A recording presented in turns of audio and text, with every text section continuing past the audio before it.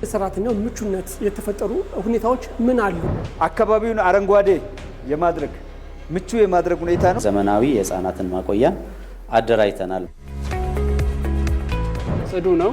እንዲሁም ደግሞ መተኛ ቦታ አላቸው፣ መመገቢያ ቦታ አላቸው ለብቻቸው። የሰራተኞቻችን በሚሰሩበት ሰዓት ልጆቻቸውን ቤት ትተው መጥተው ልጆቻቸውን እንዳያስቡ በቢሮ ሲመጣ ደስ ብሎት የሚመጣ አመራር ፈጻሚ ካለ ለህብረተሰቡ የሚሰጠው አገልግሎትም ከዛ ይላቅ ይሆናል። 9 ሰዓት ምሳ ሰዓት መጥቻ ያለው አጠባዋለሁ በመፈልግበት ሰዓት ማለት ስራዬንም ተረጋግቼ እንድሰራ ያደርገኛል።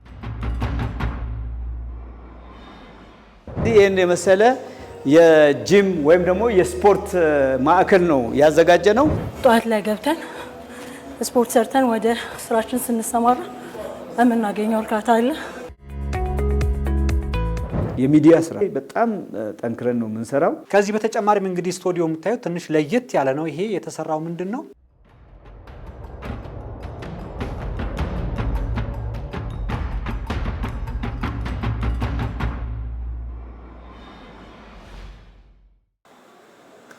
ተመልካቾቻችን እንግዲህ በክፍል 1 ፕሮግራማችን በደንብ በማስከበር ባለስልጣን የተከናወኑ የሪፎርም ስራዎችን በተለይ ደግሞ የቴክኖሎጂ ስራዎች ምን ይመስላሉ የሚሉትን ነበር ስንቃኝ የነበረው። ከክፍል ወደ ክፍል እየሄድን እነሱን ተመልክተናል። እንግዲህ ፕሮግራማችን አልተጠናቀቀም። እንግዲህ ክፍል 2 ፕሮግራማችን ደግሞ አሁን የሚቀጥል ይሆናል። በክፍል 2 ፕሮግራማችን ደግሞ በደንብ በማስከበር ባለስልጣን በተለይ ደግሞ ለሰራተኛው ምቹነት የተፈጠሩ ሁኔታዎች ምን አሉ የሚሉትን እነዛ ምን ይመስላሉ የሚሉትን እንግዲህ እንደባለፈው ሳምንት በተለመደ መልኩ ዛሬም ከክፍል ወደ ክፍል እየሄድን ከኃላፊዎች ጋር የምናስቃኛችሁ ይሆናል። አሁንም ከኛ ጋር ቆይታ እንድታደርጉ እንጋብዛለሁ።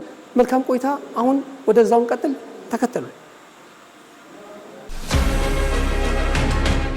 አካባቢውን አረንጓዴ የማድረግ ምቹ የማድረግ ሁኔታ ነው። ይሄው እንደምታዩት አትክልቶች በጣም ውብ ነው አትክልቶች ናቸው እዚህ አካባቢ ያሉት በየቦታው ያሉት።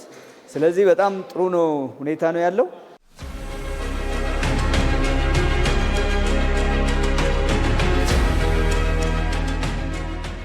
ሌላው ከምቹ የስራ ሁኔታ ጋር ተያይዞ የዴኬር ነው ወይም ደግሞ የህፃናት ማሳደጊያ የሰራተኞቻችን በሚሰሩበት ሰዓት ልጆቻቸውን ቤት ትተው መጥተው ልጆቻቸውን እንዳያስቡ እንደገናም በወገባቸው አስለው ቁጭ ብለው ቢሮአቸውን እንዳይሰሩ ከማድረግ አንፃር እንግዲህ በተቋማችን ውስጥ በጣም ልዩ በአይነቱ ልዩ የሆነ የህፃናት ማሳደጊያዎች አሉን።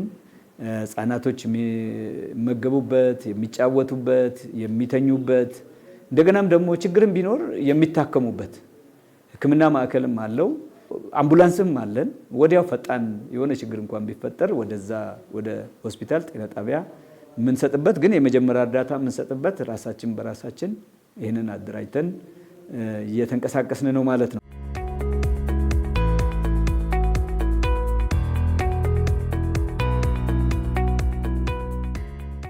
ይሄ ፍሎር የዴኬር ነው። በአብዛኛው እስቲ የጽህፈት ቤት ኃላፊያችን ይግለጹት።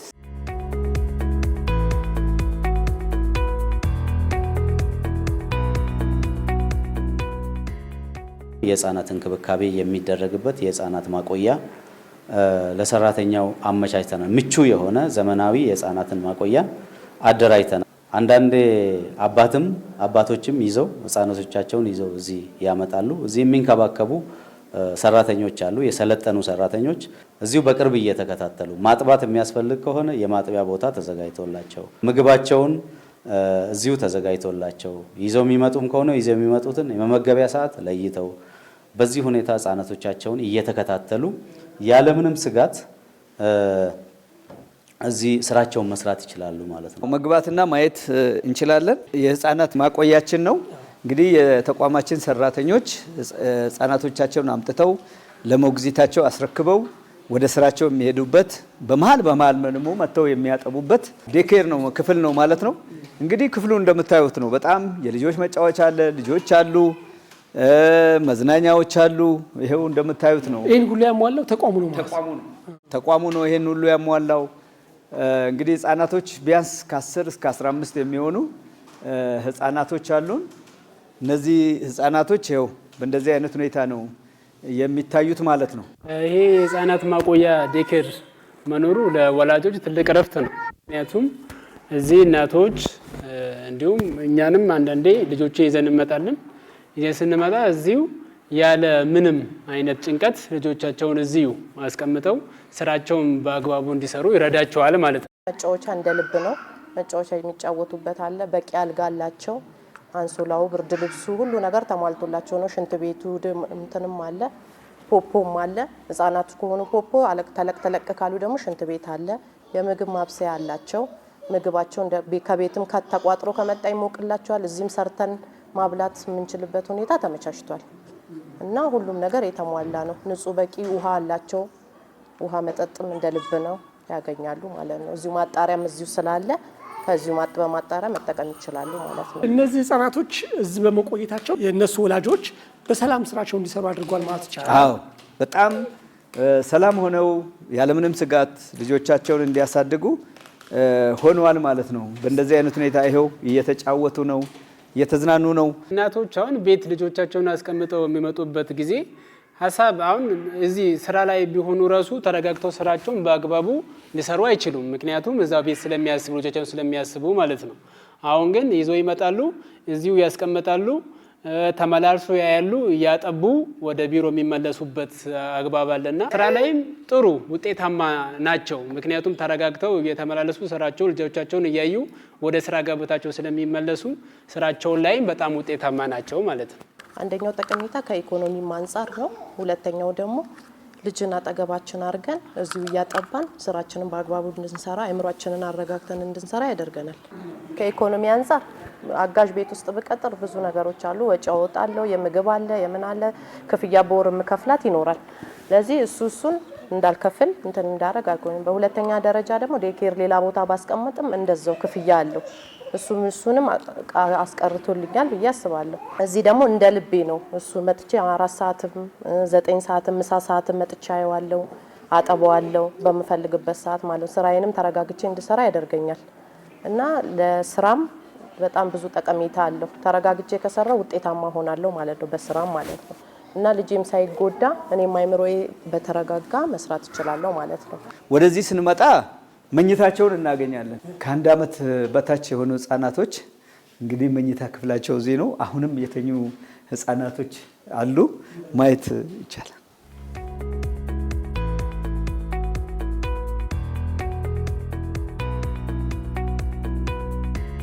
ቀጥሎ ያለው ክፍል ደግሞ ከ1 ዓመት በላይ እንደየእድሜያቸው ነው።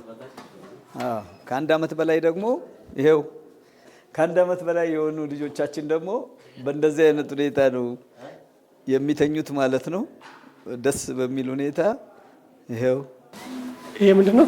መመገቢያ ክፍላቸው ነው። ህፃኖቻችን እንግዲህ ምግባቸው መስሪያ ቦታም አለ። የመስሪያ ማብሰያ አላቸው። ማብሰያው ከበሰለላቸው በኋላ እዚህ መጥተው በሰዓታቸው ይመገባሉ ማለት ነው። ምግባቸውን ተቋሙም የራሱን አስተዋጽኦ ያደርጋል፣ አቅርቦት ይሰጣል። ከዛ ውጪ እናቶችም ከቤታቸው ይዘው የሚመጡትን ነገር እዚህ ሞቅ አድርገው ይመግቧቸዋል ማለት ነው። ይሄን ይመስላል። ምቹ ነው፣ ቦታው ምቹ ነው፣ ጽዱ ነው። እንዲሁም ደግሞ መተኛ ቦታ አላቸው፣ መመገቢያ ቦታ አላቸው ለብቻቸው። እንዲሁም ደግሞ ምግባቸው የሚሰራበት ሌላ ራሱን የቻለ ኪችን አላቸው። ይሄም ራሱ አንዱ ከሌላው ቦታ አሁን እዚሁ ለመጫወቻ ብቻ ነው ኔራ የሚጠቀሙት። የሚተኙበት ክፍል ሌላ ክፍል አለ። ምግባቸው የሚመገቡበት ክፍል ሌላ ክፍል አለ። እንዲሁም ደግሞ ምግባቸው የሚበስልበት ቦታ ራሱን የቻለ ክፍል አለው እና እነኚህ ነገሮች የተሟሉ እንዲሁም ደግሞ የተለያዩ ነገሮችም ምግብ የሚበስልበት እንዲሁም ውሃ ንጹህ ውሃ እንዲያገኙም ተመቻችተዋል። ውሃ ማጣሪያዎችም ተገዝተው እዚሁ እንዲጠቀሙ የተደረገበት አግባብ አለ ማለት ነው። ሰርቪስ ራሱ እንዳንቸገር ጠዋት በትራንስፖርት እንዳንመጣ ልጆቻችንን ይዘን እንዳንግሏላ ሰርቪስ አመቻችቶ ጠዋት ሰርቪሱ ያመጣናል። ከበራችን ላይ አንስቶ ማታ ይመልሰናል። በጣም ጥሩ ነገር ነው ያደረገው እና በጣም መመስገን ያለበት መስሪያ ቤት ነው። ከልብ ደስ ብሎኝ ነው የምሰራው። እናቶች፣ አባቶች ልጆቻቸውን ቤት አድርገው ምናልባትም ቤት የሚያቆይላቸው ሰው ላይኖራቸው ይችላል። በዚህ ስጋት ውስጥ ሆኖ ጉዳት ይደርሳል ብሎ ተጨንቀው የሚሰሩት ስራ ውጤታማ አይሆንም። ነገር ግን እዚህ ምቹ ማቆያ በማድረጋችን በሰላም አይተው ልጆቻቸውን ተመልሰው ስራቸውን ውጤታማ ይሆናሉ። በዚህ አይነት መንገድ እርካታ ይኖራል ማለት ነው። ከተቋም ግንባታ ውስጥ አንዱ ደግሞ ሪፎርም ነው። ሪፎርም ደግሞ በውስጥ ያለውን ሪፎርም በማድረግ የውጭንም ተገልጋይ የውስጥንም ተገልጋይ እርካታ ማድረግ ማለት ነው። ስለዚህ የረካ ሰራተኛ ካለ በቢሮ ሲመጣ ደስ ብሎት የሚመጣ አመራር ፈጻሚ ካለ ለህብረተሰቡ የሚሰጠው አገልግሎትም ከዛ ይላቅ ይሆናል ማለት ነው። ለዚህ ምቹ ሁኔታ መፍጠር አለብህ። ከሚቀመጥበት መቀመጫው አካባቢው ጭምር ደስተኝነት የሚፈጥር አሁን እነዚህ ግሪን የምታያቸው ነገሮች ከዚህ ቢሮ ውጣ አይልም። ይሄ እዚህ ያለው ነገር በሁሉም ባለሙያዎች ጋር ተዘዋውራችሁ እንዳያችሁት። ስለዚህ ግሪንን ራሳችን የተንከባከብን እያሳደግን በዚህ ደግሞ ከግሪኑ የምናገኘው ጤናማ አካባቢ መኖርና የስራ አካባቢውን የበለጠ እንድሰራ የሚያተጋህ ነው ማለት ነው።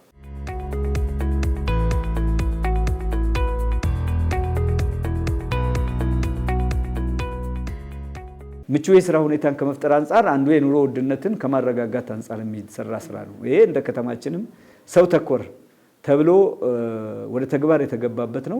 ተቋማችን ውስጥ ምርጥ የሆነ የሸማቾች ማዕከል አለን ማለት ነው። እንግዲህ ይሄ ክፍል የምታዩት የተቋሙ የሰራተኞች የሸማች ክፍል ነው። ይሄ እዚህ ሰራተኞቻችን በቅናሽ ዋጋ የኑሮ ውድነቱንም ለመቆጣጠር ከተማ አስተዳደር ከሚያደርጋቸው ነገሮች አንዱ በየተቋማቱ የሸማች ሱቅ እንዲኖር ነው።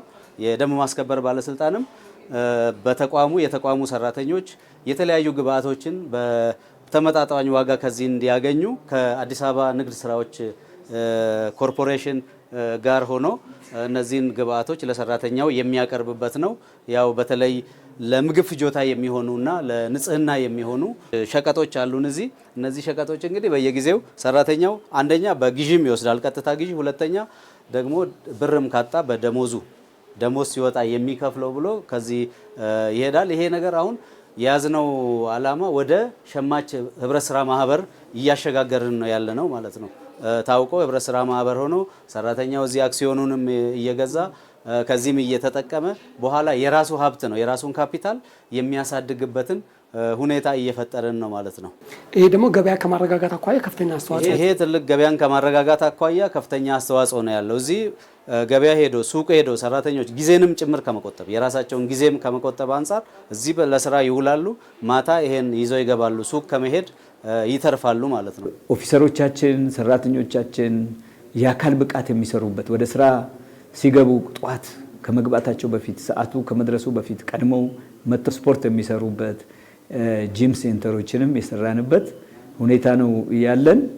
የስፖርት ማዘውተሪያም አካል ብቃት ከአመራሩ ጀምሮ እስከ ፈጻሚው ጤናው አካሉ ብቅ የሆነ ብሩህ እንዲሆን በጠዋት ተነስቶ ደግሞ ከስራ በኋላ ደግሞ ሰርቶ ጤናማ ይሆናል ማለት። ጤናማ ሲሆን ስፖርት ሲነቃቃ የበለጠ ለማገልገል ለስራ ዝግጁ ይሆናል ማለት ነው። አንድም ጤና ይጠበቃል፣ በሌላ መልኩ ደግሞ በአእምሮም በአካልም የዳበረ አመራርና ፈጻሚ ይኖረናል ማለት ነው። በርካታ አገልግሎት አለ እዚህ ፍሎር ላይ።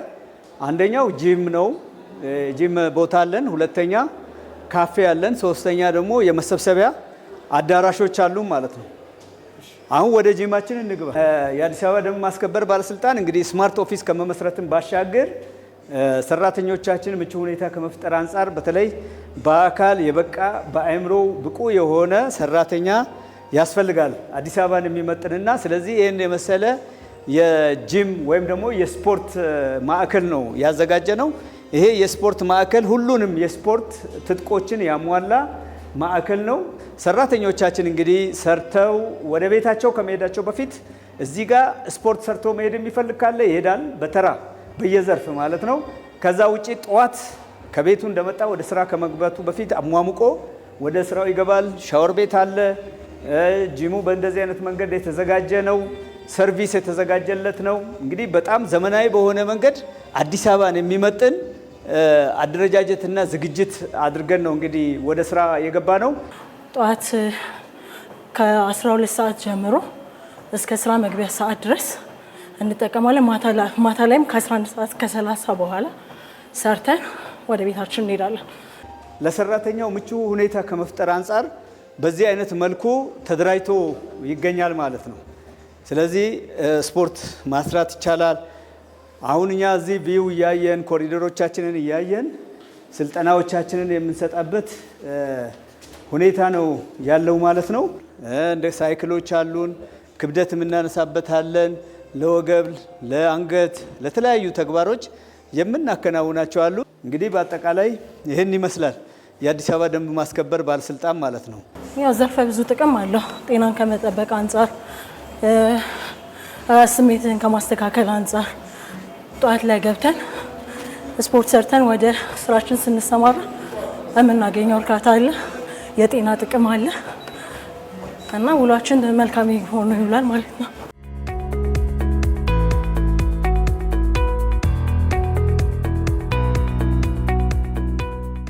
ከዚህ ውጪ እንግዲህ ሰራተኛው ይሰራል። እየሰራም አንዳንዴ አእምሮውን በትምህርት ማበልጸግ አለበት። የእውቀት ክህሎቱን ማሳደግ አለበት። ምቹ የሆነ ቤተ መጻሕፍትም ተሰርቶለታል ማለት ነው።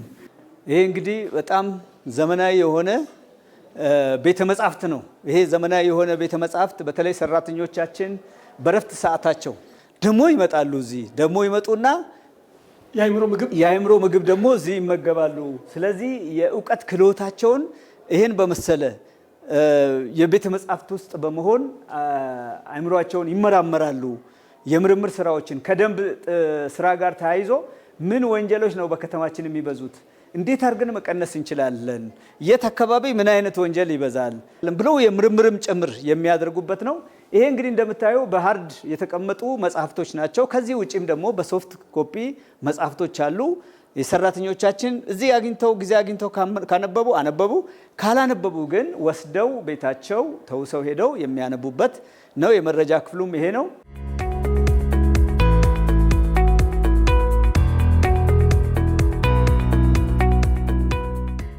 ከዚህ ውጪ እንግዲህ ካፌ ነው፣ ሬስቶራንት ነው ያለን።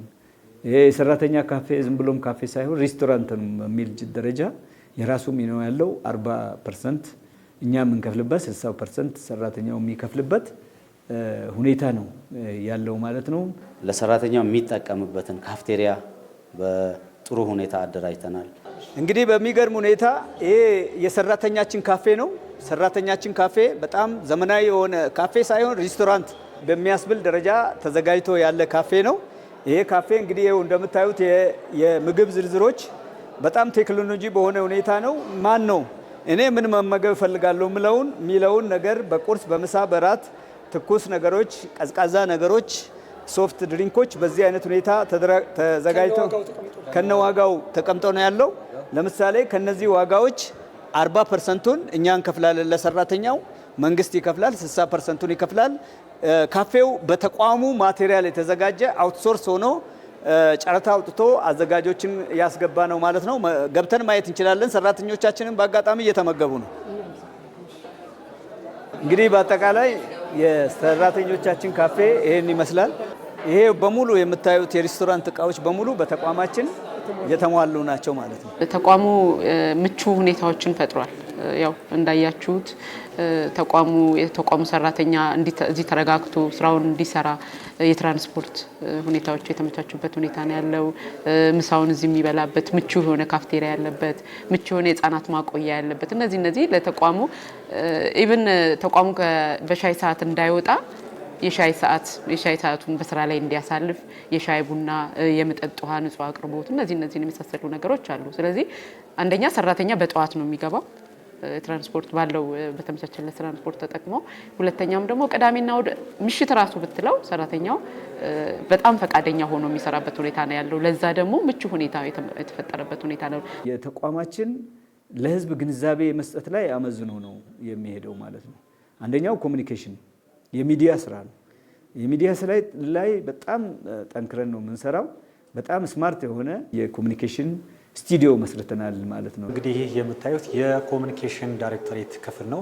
የአዲስ አበባ ደንብ ማስከበር ባለስልጣን የህዝብ ግንኙነት ስራዎችን እንዲሁም ደግሞ የግንዛቤ ስራዎችን የበለጠ ለመስራትና ደንብ ማስከበር ባለስልጣን ህጎቹ፣ ደንቦቹ ለህብረተሰቡ ተደራሽ ለማድረግ ቅጣት ብቻ ሳይሆን ግንዛቤውንም የደንብ ማስከበር ምን ነገሮች ያስቀጣሉ፣ ምን ነገሮች የደንብ መተላለፍ ናቸው የሚለው ነገር በሰፊው የግንዛቤ ስራ ለመስራት የደንብ ማስከበር ባለስልጣን የኮሚኒኬሽን ዳይሬክተር በዚህ መልኩ 2 ስቱዲዮዎች፣ አንደኛ የምስል ስቱዲዮ እንዲሁም ደግሞ የድምፅ ቀረጻ ስቱዲዮ ገንብቶ በዚህ መልኩ አይቷል። ከተማችን አዲስ አበባ ማራኪና ውበቷን ጠብቃ እንድትገኝ ደንብ ማስከበር ባለስልጣን ከፍተኛ አስተዋጽኦ ይደረጋል። እንዲሁም የአንበሳውን ድርሻ ይዞ ይገኛል። ይሄኛው የምስል ቀረጻ ስቱዲዮ ነው። ከዚህ በተጨማሪም በተለይ ደንብ ማስከበር ባለስልጣን የሶሻል ሚዲያዎች አሉት።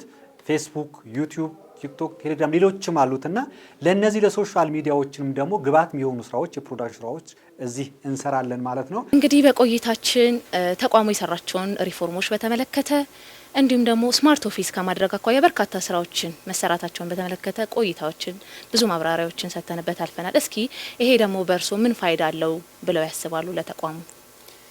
እንግዲህ ያው ተቋማችን እንደሚታወቀው ብዙ ሪፎርሞች እያደረገ እንደሆነ ይታወቃል እና ዋናው የቴክኖሎጂ ተቋሙን የማዘመን ስራ ነው። በዚህ በጀት ዓመት እየሰራ ነው። ስለዚህ ስራችን ተደራሽ ማድረግ ማህበረሰቡን ለማሳተፍ እስከሆነ ድረስ ማህበረሰቡ ደንብ ጥሰትን ባለበት ሆኖ የመቆጣጠር ጥቆማ የመስጠት ነገሮችን በስፋት የተሰራበት አግባብ ነው ያለው። ከዚህ በተጨማሪም እንግዲህ ስቱዲዮ የምታዩት ትንሽ ለየት ያለ ነው። ይሄ የተሰራው ምንድነው? በዚህ መልኩ ሰፋ ተደርጎ የሰራው አጫጭር የፓናል ዲስከሽኖች እናደርጋቸው ናት። እስከ 30 ሰው ከ25 እስከ 30 ሰው የሚይዝ አጫጭር የፓናል ዲስከሽን ውይይቶችን ለማድረግ ጭምር ታሳቢ ተደርጎ የተዘጋጀ ስቱዲዮ ነው ማለት ነው። እንግዲህ ያው በአጠቃላይ እንዳያችሁት የአዲስ አበባ ደንብ ማስከበር ባለስልጣን አደረጃጀቱን ቅድም ጀምሮ ተዘዋውራችሁ የተመለከታችሁት ነው። በአጠቃላይ መጨረሻችን በኮሙኒኬሽን ወይ ደግሞ በሚዲያ ስቱዲዮችን መሆኑ ደግሞ እጅግ ግንዛቤ ፈጠራ የሚዲያ ስራችን ደግሞ ምን ያህል ጠንካራ እንደሆነ የምትመለከቱት ነው ማለት ነው።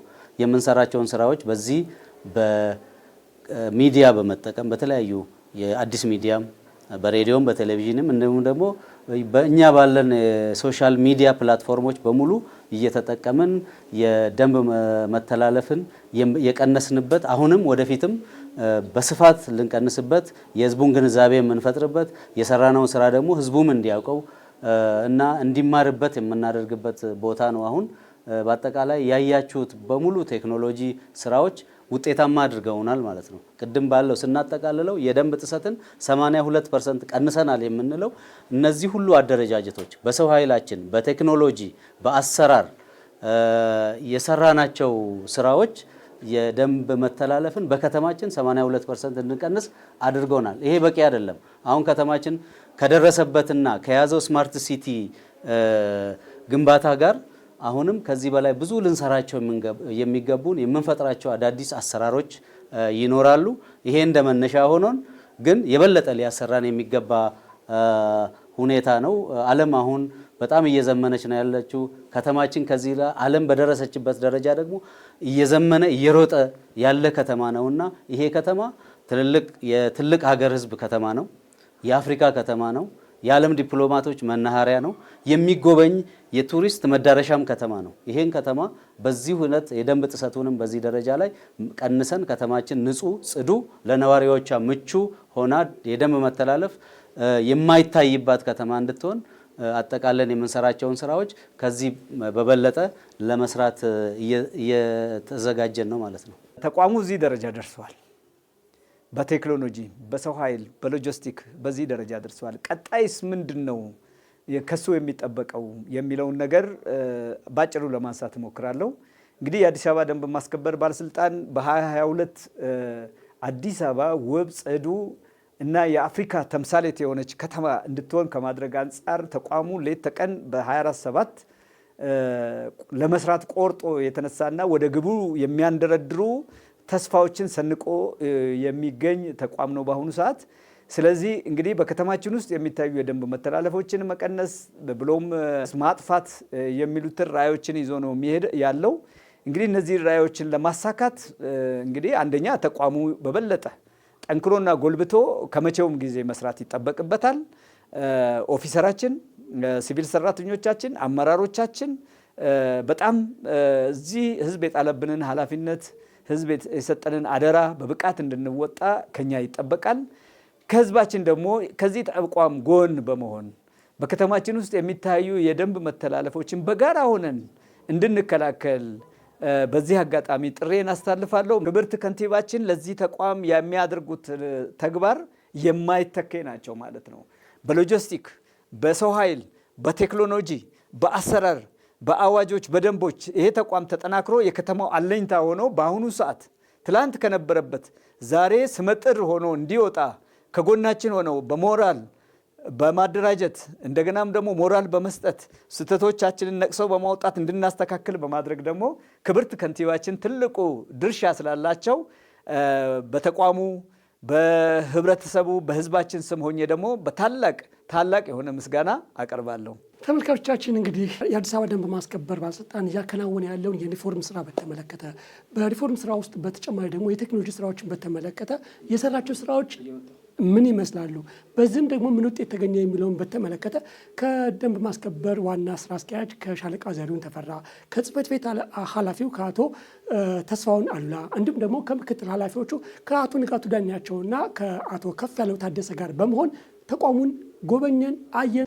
የሰሩት ስራ በጣም የሚያስደስት ነው። ይህም ለሌሎችም አርአያ ሊሆን የሚገባው እንደሆነ የሚያሳይ ነው። እንግዲህ በተከታታይ በሁለት ክፍል ስናቀርብላቸው የነበረው ፕሮግራማችን ይህን ይመስላል። በቀጣይ ሳምንት በሌሎች ርዕሰ ጉዳዮች ከሌሎች እንግዶች ጋር እንጠብቃቸዋለን። የዛሬውን በዛው አበቃን። እስከ ሳምንት ቸርን ሰንብት። መልካም ቆይታ